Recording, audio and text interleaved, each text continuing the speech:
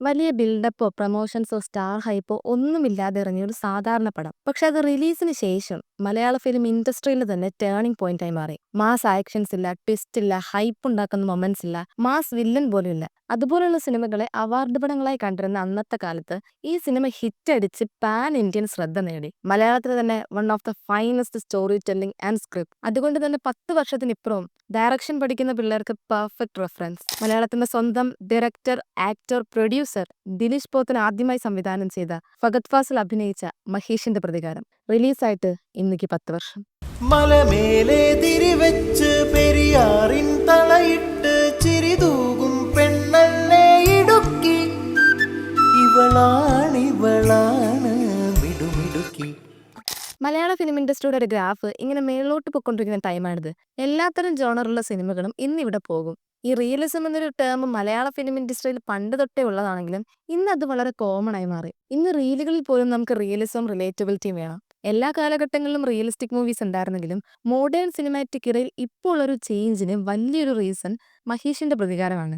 Even 90s-ലും 20s-ലും വരെയുള്ള ഇത്തരത്തിലുള്ള realistic movies അന്നത്തേക്കാൾ ഉപരി ഇന്ന് റീവാച്ച് ചെയ്ത് പലരും ആസ്വദിക്കുന്നതായിട്ടാണ് എനിക്ക് പേഴ്സണലി തോന്നിയിട്ടുള്ളത്. അന്നത്തെ പാക്കേജ് സിനിമകൾ കണ്ട് ശീലിച്ച മലയാളികൾക്ക് റിയലിസം എന്നൊരു വേവ് കൊണ്ടുവന്ന് ബ്രേക്ക് ത്രൂ ആയി മാറിയത് ട്രാഫിക് ആണെങ്കിലും ആ വേവിനെ ഡിഫൈൻ ചെയ്തൊരു ബെറ്റർ വേർഷനാക്കി ട്രെൻഡ് സെറ്റർ ആയി മാറിയത് മഹേഷിന്റെ പ്രതികാരമാണ്. അവിടെ നിന്ന് ഇങ്ങോട്ട് റിയലിസ്റ്റിക് നേച്ചറിൽ ഇറങ്ങിയ ഒരുപാട് സിനിമകൾക്ക് ഓഡിയൻസിനിടയിൽ ഒരു കംഫർട്ടബിൾ സ്പേസും റെഫറൻസും ഈ സിനിമ ഉണ്ടായിക്കൊടുത്തു. കപ്പി, കുമ്പളങ്ങി നൈറ്റ്സ്, ആക്ഷൻ ഹീറോ ബിജു, കമ്മട്ടിപ്പാടം എന്നിങ്ങനെ അതിൽ പലതും പിന്നീട് മലയാളികളുടെ ഫേവറേറ്റ് ആയി മാറി. And there started the Pothettan brilliance. സിനിമ ഇതുവരെ കാണാത്തവർക്ക് ഇന്ന് ഇതൊരു കോമൺ പടമായി തോന്നാം. പക്ഷെ 10 വർഷത്തിനിപ്പുറവും എന്തുകൊണ്ട് ഈ സിനിമ സ്പെഷ്യലായി നിൽക്കുന്നു? ഈ വീഡിയോ കാണുന്നതിൽ ഇതൊരു നോർമൽ മൂവി അല്ലേ എന്ന് തോന്നുന്നവരാണെങ്കിൽ പറ്റുമെങ്കിൽ 5 മിനിറ്റ് വരെയെങ്കിലും കാണാൻ ശ്രമിക്കുക. ഇൻട്രൊഡക്ഷനിൽ പറഞ്ഞതെല്ലാം മാക്സിമം ഞാൻ കൺവിൻസ് ചെയ്തു തരാം. So welcome to Movie Q. Today we discuss the super messy of Maheshinte Prathikaaram. Overall പറഞ്ഞാൽ ഇതൊരു റിവൻ സ്റ്റോറിയാണ്. അപ്രതീക്ഷിതമായി കിട്ടുന്ന അടിക്ക് പ്രതികാരം ചെയ്യാൻ നടക്കുന്ന നായകൻ അയാളെ തിരിച്ചടിച്ചിട്ടേ താൻ ചെരുപ്പിടുവെന്ന് പ്രതിജ്ഞയെടുക്കുന്നു. അതിനു മുമ്പ് ശേഷവും നായകന്റെയും ചുറ്റുമുള്ളവരുടെ ജീവിതത്തിലും നടക്കുന്ന ലൈഫ് ഇവന്റ്സ്. ഒറ്റയടിക്ക് പറഞ്ഞാൽ ഇതാണ് തീം. പക്ഷെ സിനിമ കണ്ടു തീരുമ്പോൾ ഒരു നോർമൽ റിവെഞ്ച് സ്റ്റോറി കണ്ട് ആസ്വദിച്ചതിന്റെ സാറ്റിസ്ഫാക്ഷനിലുപരി നമുക്ക് ചുറ്റുമുള്ള ജീവിതത്തിലെ കുറച്ച് ഭാഗങ്ങൾ കണ്ട പോലെ തോന്നത്തുള്ളൂ. ബട്ട് റിയാലിറ്റി ഇതൊരു പക്കാ തീം ഓറിയന്റഡ് മൂവിയാണെന്നാണ്. പക്ഷെ നമുക്കത് മനസ്സിലാവില്ല. അതാണ് ഇതിന്റെ സ്ക്രിപ്റ്റിന്റെ ബ്രില്യൻസ്. അത് ഞാൻ ഡീറ്റെയിൽഡ് ആയിട്ട് അടുത്ത പോയിന്റ് പറഞ്ഞുതരാം. ആൻഡ് റിയൽ ലൈഫിൽ ഇതുപോലൊരു സാഹചര്യം വരുമ്പോൾ എങ്ങനെ ആയിരിക്കും മുന്നോട്ട് പോകുന്നത്, അങ്ങനെ തന്നെയാണ് സിനിമയിൽ കാണിച്ചിട്ടുള്ളത്. വിരഹവും അപമാനവും ഒക്കെ നേരിടേണ്ടി വരുന്നതും പിന്നെ അതിൽ നിന്ന് ഓവർകം ചെയ്യാൻ ശ്രമിക്കുകയും ചെയ്യുന്ന ഒരു കോമൺ മാൻ. നാട്ടുകാരുടെ മുന്നിൽ അപമാനിതനാകുമ്പോൾ തളർന്നു പോകുന്ന, ഇമോഷണലി വൾണറബിൾ ആകുന്ന ഒരു സാധാരണക്കാരൻ. പ്രതികാരം പോലും വിക്ടറി ആയിട്ടല്ല കാണിക്കുന്നത്. സെൽഫ് റെസ്പെക്റ്റും മറ്റുള്ളവരുടെ മുന്നിൽ തലയുയർത്തി നിൽക്കാനുള്ള ഒരു മെന്റൽ ക്യാപ്പബിലിറ്റിയും തിരിച്ചു കിട്ടിയ പോലെയാണ് നായകനെ കാണിക്കുന്നത്. അതുപോലെ തന്നെ സ്റ്റോറി ടെല്ലിങ്ങിനെ പറ്റി പറയുമ്പോൾ ഇതിലെ ഓപ്പണിംഗ് സോങ് മെൻഷൻ ചെയ്തേ പറ്റൂ. Because that was the finest starting and the best Pothettan brilliance. Music composition wise നോക്കിയാലും സിനിമയിൽ തന്നെ ഏറ്റവും കൂടുതൽ അപ്രിസിയേഷൻ കിട്ടിയത് ഈ പാട്ടിനാണ്. പക്ഷെ അത് മാത്രമല്ല അതിന്റെ പ്രത്യേകത. സാധാരണ ഒരു കഥയുടെ തുടക്കത്തിൽ പറയേണ്ടതെല്ലാം മാക്സിമം പാട്ടിൽ തന്നെ ഡയറക്ടർ ഇൻട്രൊഡ്യൂസ് ചെയ്യുന്നുണ്ട്.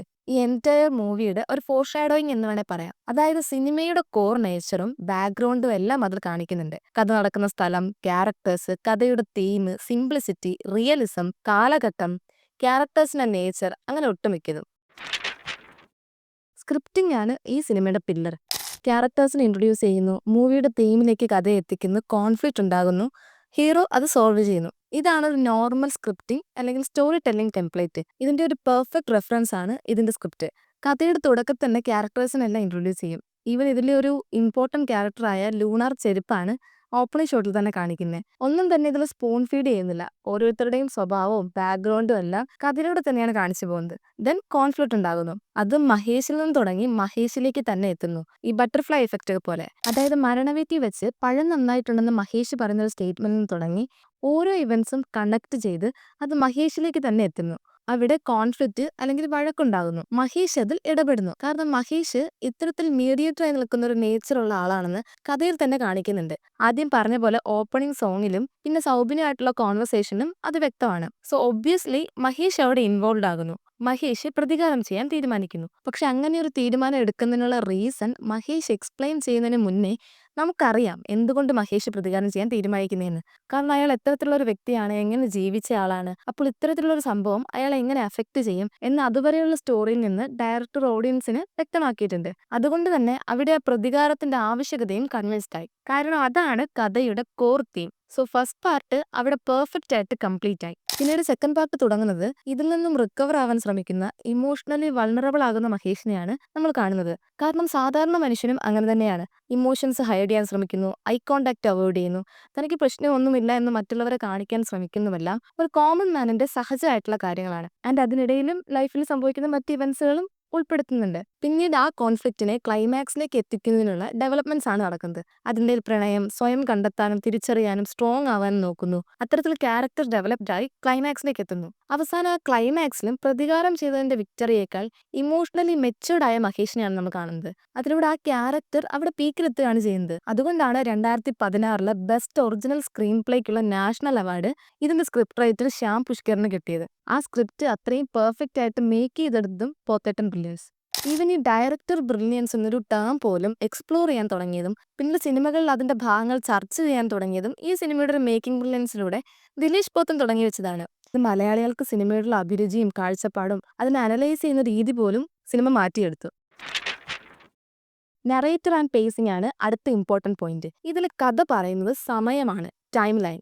ഈ ടൈം ലൈൻ ബ്രേക്ക് ചെയ്യപ്പെടുന്നില്ല. ഈ എഡിറ്റിംഗിൽ ജം കട്ടൊക്കെ പറയുന്ന പോലെ. അതായത് നമ്മളൊരു ഘട്ടം മുതൽ മഹേഷിന്റെ ലൈഫ് കണ്ടു തുടങ്ങുന്നു. പോകെ പോകെ ചില ഇവന്റ്സ് നടക്കുന്നു. ഒരു ഭാഗം എത്തുമ്പോൾ സ്റ്റോപ്പ് ആകുന്നു.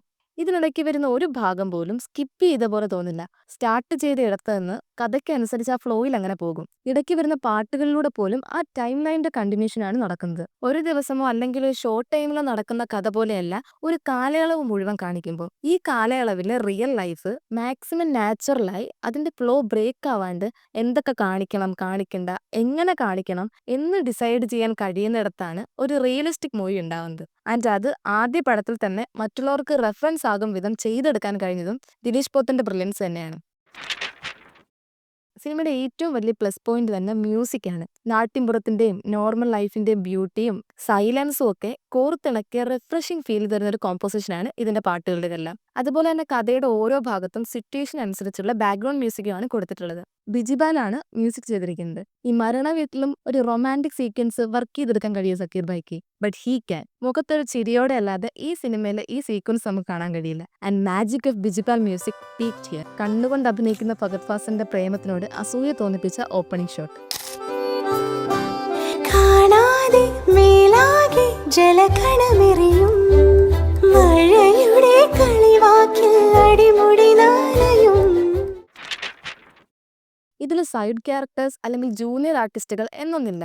ഇതിൽ ഹീറോയെ ചുറ്റിപ്പറ്റിയല്ല ഒരു ക്യാരക്ടറും, ഹീറോയ്ക്ക് ചുറ്റുമുള്ള ക്യാരക്ടേഴ്സ് ആണ്. എല്ലാവർക്കും തന്നെ അവരുടേതായ ലൈഫും യുണീക്നെസ്സും ഉണ്ട്. മഹേഷ് സ്ക്രീനിൽ ഇല്ലെങ്കിൽ പോലും അവിടെ ഒരു വ്യത്യാസം വരുന്നില്ല. പണ്ടുള്ള സിനിമകളിലേതുപോലെ ഹീറോയുടെ സീനുകൾക്ക് വേണ്ടി നമുക്ക് കാത്തിരിക്കേണ്ടി വരുന്നില്ല. മാസ് ഡയലോഗുകൾ കൊടുത്ത് ക്യാരക്ടറിനെ ഇൻട്രൊഡ്യൂസ് ചെയ്യുന്നില്ല.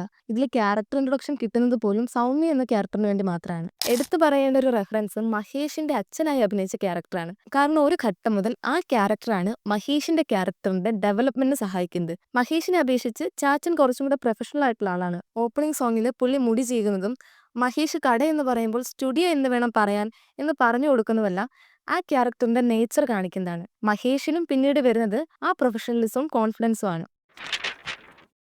ഡയലോഗ്സ് ഒക്കെ നമ്മൾ നാച്ചുറലി സംസാരിക്കുന്ന പോലെയാണ്. എഴുതിയത് പറയുന്നത് പോലെ തോന്നത്തില്ല. അതിൽ പലതും എപ്പിക്കായി മാറുകയും ചെയ്തു. എല്ലാ ക്യാരക്ടേഴ്സും ഈവൻ ഇടയ്ക്ക് സോങ്ങിൽ വന്നു പോകുന്ന ജൂനിയർ ആർട്ടിസ്റ്റുകൾ പോലും അത്രയും നാച്ചുറൽ ആയിട്ടാണ് ചെയ്തിട്ടുള്ളത്. ഫഹദിന്റെ കാര്യം പിന്നെ പറയണ്ടാറോ. വലിയ എക്സ്പ്രഷൻസ് ഇല്ല, കട്ടിയുള്ള ഡയലോഗുകൾ പറയുന്നില്ല. പകരം ബോഡി ലാംഗ്വേജ്, സൈലൻസ്, ചെറിയ റിയാക്ഷൻസ് ഒക്കെയാണ് കാണിക്കുന്നത്. ഈ acting is not reacting, it's behaving എന്നൊക്കെ പറയുന്ന പോലെ. എന്നാൽ അതിനുശേഷം ലൗഡായിട്ടുള്ള ആക്ടിങ് ഒക്കെ ഓവറായി തോന്നി തുടങ്ങിയതാണ് സത്യം.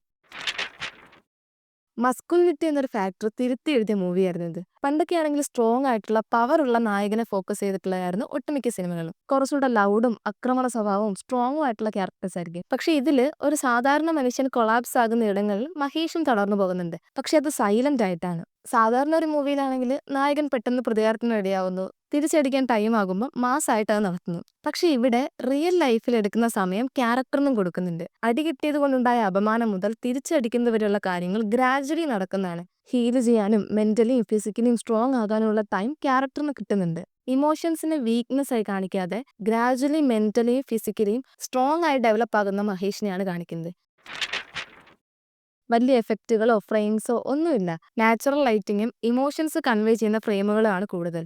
സിനിമയുടെ മൂഡിനനുസരിച്ച് പെർഫെക്റ്റ് ആയി ഷൈജു കാലത്ത് ചെയ്തിട്ടുണ്ട്. അതുപോലെ തന്നെ ഇമ്പോർട്ടൻറ്റ് ഫാക്ടറാണ് എഡിറ്റിങ്ങും. ഒരു സിനിമയ്ക്ക് അതിന്റെ റിയലിസ്റ്റിക് ഫ്ലോ ഉണ്ടാക്കിയെടുക്കുന്നത് എഡിറ്ററാണ്. ഓരോ ഷോട്ടുകളും പ്രോപ്പറായി ആർട്ടിഫിഷ്യലായി തോന്നാത്ത വിധം അറേഞ്ച് ചെയ്യുക എന്നുള്ളത് ഒരു വലിയ ടാസ്ക്കാണ്. അതുപോലെ തന്നെ കോസ്റ്റ്യൂംസ്, ആർട്ട്, എല്ലാ ഡിപ്പാർട്ട്മെന്റും. ഇതിൽ ഒരു ഡിപ്പാർട്ട്മെന്റെങ്കിലും ഒരു കുറവെങ്കിലും എടുത്തു കാണിക്കാൻ കുറച്ച് കഷ്ടപ്പാടായിരിക്കും. അസിസ്റ്റന്റ് ഡയറക്ടറായി സിനിമയിലെത്തിയ ഒരാൾക്ക് തന്റെ ആദ്യ പടം തന്നെ ഹിസ്റ്റോറിക്കലാക്കാൻ കഴിയുമെന്നതിന്റെ ഉത്തമ ഉദാഹരണമാണ് ദിലീഷ് പോത്തൻ. ഇതുവരെ പറഞ്ഞ ടെക്നിക്കൽ വൈസും കോൺസെപ്റ്റ് വൈസും ഉള്ള ഒരു കാര്യങ്ങളും തന്നെ സിനിമ കണ്ടുകൊണ്ടിരിക്കുമ്പോഴോ കണ്ടു കഴിഞ്ഞോ നമുക്ക് തോന്നില്ല എന്നുള്ളതാണ് മാജിക്. ഈ നല്ല വെയിൽ കഴിഞ്ഞ് ഒരു മഴ പെയ്യുന്ന പോലെയാണ് ഈ സിനിമ. പീസ്ഫുൾ ആയി കണ്ടിരിക്കാനും കണ്ടു തരുമ്പോൾ വല്ലാത്തൊരു സാറ്റിസ്ഫാക്ഷനും സമാധാനവും ഒക്കെയാണ്. അത്തരത്തിലൊരു കംപ്ലീറ്റ്നെസ് തരാൻ കഴിയുന്ന സിനിമകൾ വളരെ കുറവാണ് മലയാളത്തിൽ. സോ നിങ്ങൾക്ക് എന്തുകൊണ്ട് ഈ സിനിമ ഇഷ്ടപ്പെട്ടു എന്ന് കമന്റ് ചെയ്യുക. ആൻഡ് ഇതുപോലുള്ള കണ്ടന്റുകൾ കാണാൻ ഇഷ്ടമുള്ളവർ please subscribe and support. This is Bhama. Thank you for watching.